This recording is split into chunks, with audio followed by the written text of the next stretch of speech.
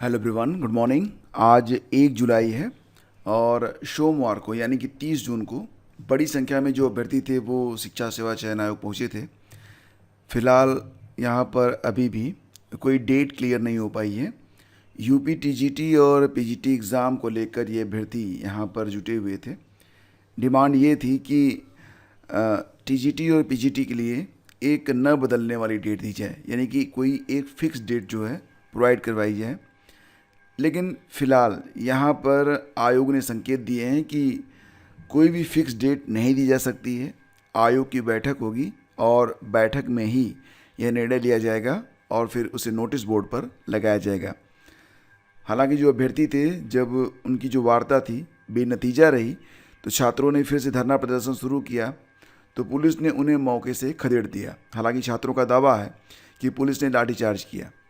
प्रदर्शन करने वालों में युवा मंच के प्रदेश अध्यक्ष अनिल सिंह, प्रतियोगी छात्र प्रतिनिधि मंडल के शीतला प्रसाद ओझा, प्रभाकर सिंह, मतलब तमाम लोग यहाँ पर उपस्थित रहे। और फाइनली जो है ना, बेनतीजा ये बैठक जो है या ये जो प्रदर्शन रहा, इसमें कोई भी निष्कर्ष निकल नहीं पाया। जैसा कि आप लोग जानते हैं कि पीजीटी की परीक्षा अगस्त के अंत में और टीजीटी की परीक्षा 21-22 जुलाई, और फिर इसके बाद कहा गया कि आरओ एग्ज़ाम के बाद 30-31 जुलाई को करवाई जाएगी। तो डेट यहाँ पर फाइनल नहीं हो पा रही है और अभ्यर्थी चाहते हैं कि डेट जो है वो फाइनल हो जाए। बाकी अपडेट आप लोगों को पता होगी, आज के अखबारों में यही अपडेट है। और अभी फ़िलहाल अगर अंतिम शब्द कहे जाएं कि टीजीटी और पीजीटी की परीक्षा कब तक हो पाएगी, तो यहाँ पर कोई भी संकेत अभी तक नहीं मिले हैं। ये मान के आप चलिएगा कि जो आपकी टीजीटी की परीक्षा होगी, यह उम्मीद है कि सितंबर अक्टूबर तक जा सकती है। और रही बात पीजीटी की, तो पीजीटी की डेट तो पहले ही आ चुकी है।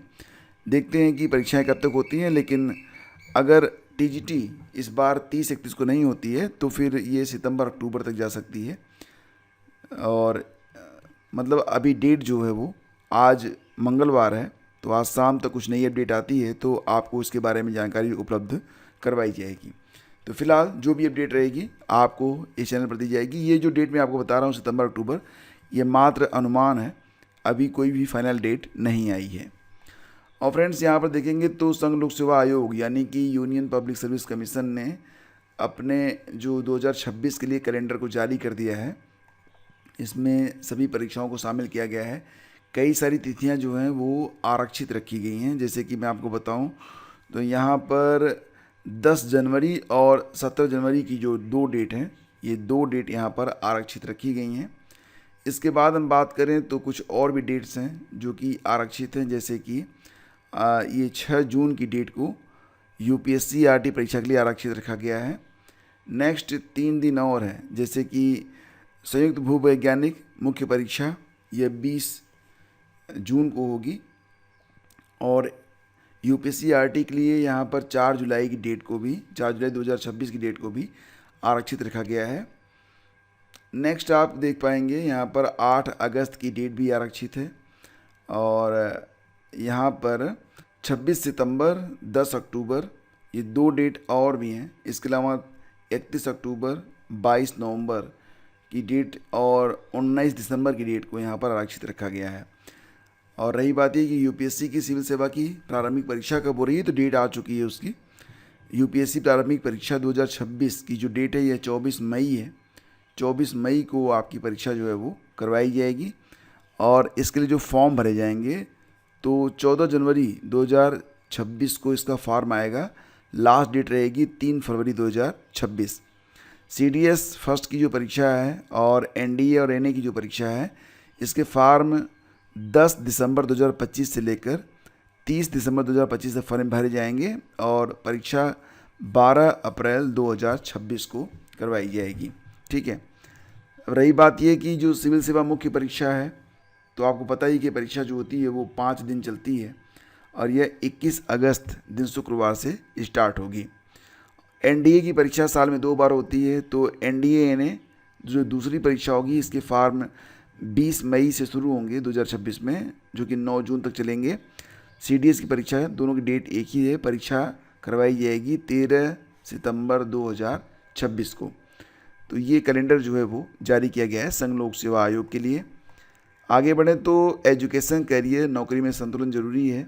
सपनों की कोई उम्र नहीं होती, बस उनको देखने का हौसला होना चाहिए। देखो दोस्तों, हाल ही में एक सर्वे हुआ है और एक किताब आई है आर्ने कलेबर की। उन्होंने कहा है अपनी किताब का नाम है गुड जॉब्स बैड जॉब्स, और एक लेखक और हैं गाई स्टैंडिंग, उनकी किताब है द प्रिकैरिएट। उन्होंने कहा है ना कि अपने लिए काम करने वाले या फिर अपना व्यवसाय करके पैसे कमाने वाले लोग अधिक संतुष्ट रहते हैं, क्योंकि उन्हें अधिक स्वायत्तता, लचीलापन और अपने कौशल इस्तेमाल करने के अवसर मिलते हैं। इसके विपरीत कुछ कंपनियों में नियुक्त कर्मचारी अक्सर कम संतुष्ट रहते हैं, क्योंकि उन्हें निर्णय लेने की आज़ादी, कौशल विकास के अवसर और सुरक्षा बहुत कम मिलती है। नौकरी की गुणवत्ता इसकी संरचना पर निर्भर करती है, बजाय इसके कि वह अस्थायी है या अस्थायी। बेसिकली देखा जाए ना, जैसे कि वर्तमान समय में यूपी, टीजीटी, पीजीटी एग्ज़ाम के लिए भले ही अभ्यर्थी जो है वो परेशान है, लेकिन हाल ही में जो कुछ नए बदलाव हो रहे हैं उसको लेकर भी जॉब के प्रति बहुत अधिक संतुष्ट लोग नहीं दिखाई दे रहे हैं।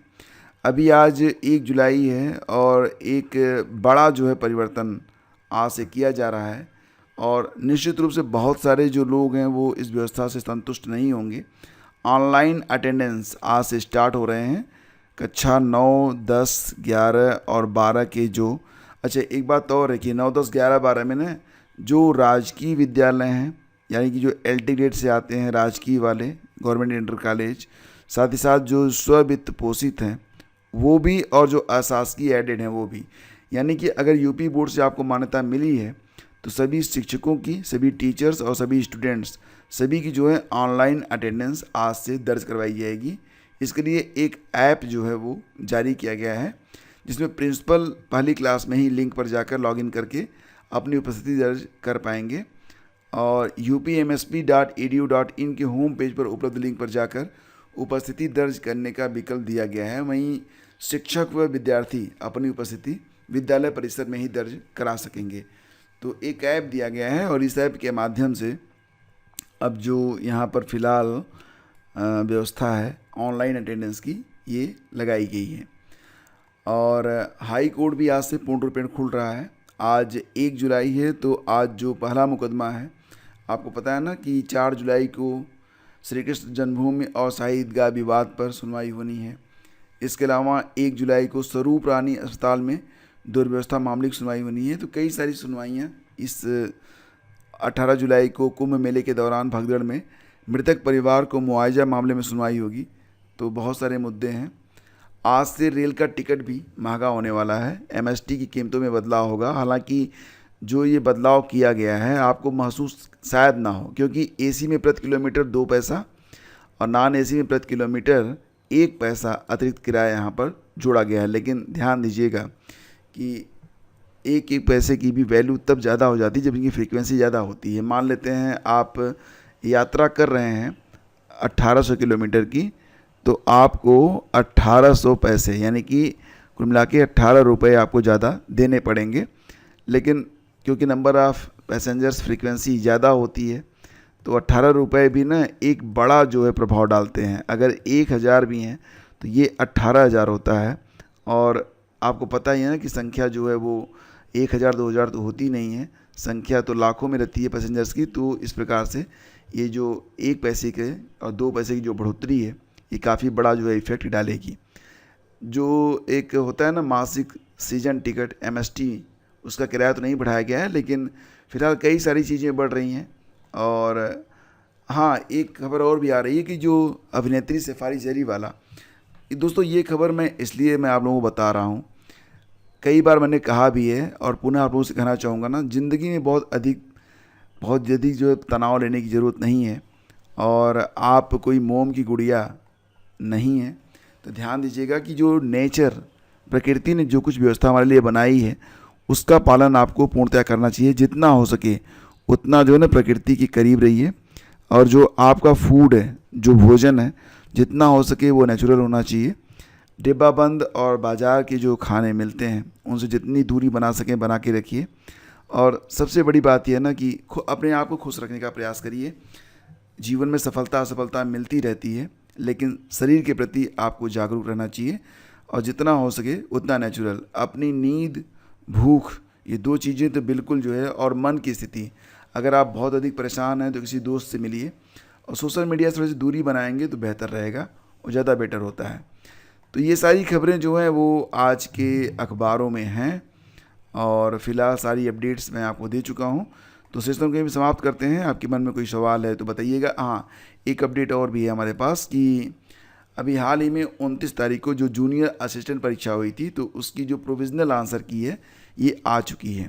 प्रोविज़नल आंसर की है, इसमें केवल आपको प्रश्न और उत्तर दिए गए हैं।